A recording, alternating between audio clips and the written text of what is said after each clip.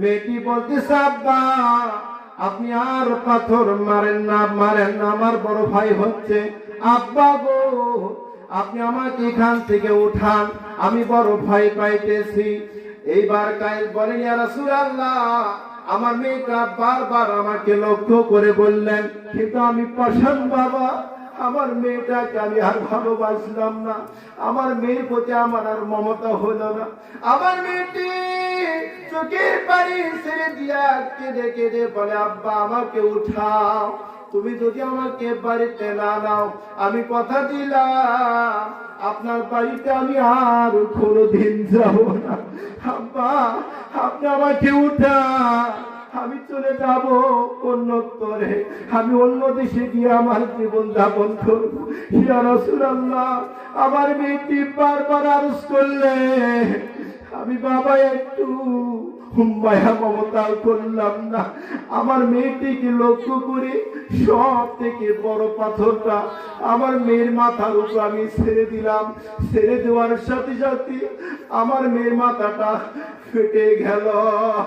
আমার মেয়েটি ঠোঁট নাড়ে নাড়ে বলে, ও আল্লাহ, এমন বাবার ঘরে আর কোন সন্তান তুমি দিবে না।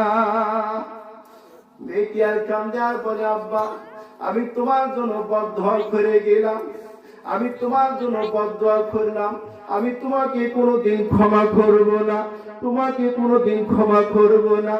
ওয়াল্লাহি বিল্লাহি, আল্লাহর জাতের কসম করে বলি, আল্লাহ তোমাকে কোনোদিন ক্ষমা করবেন না।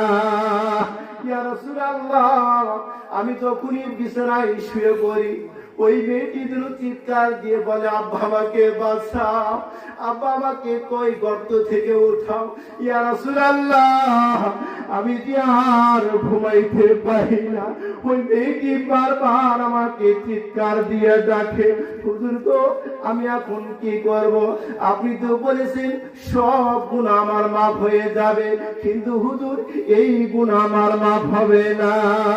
আল্লাহ নবী দুই চোখে পানি ছেড়ে দিয়ে কেঁদে কেঁদে বলেন, ওরে তুমি তো জাহিলির যুগে তুমি এই কাজটা করেছো, এখন তুমি ইমানদার হয়েছো, মুসলমান হয়েছো। ওয়াল্লাহি বিল্লাহি, আল্লাহর জাতের কসম করে বলি, আল্লাহ রাব্বুল আলামিন তোমাকে মাফ করে দিবেন। সুবহানাল্লাহ। আল্লাহর নবী বললেন, হে কাইস, আজকে থেকে তোমার জীবনের পূর্বেকার সমস্ত গুনাহগুলো আল্লাহ মাফ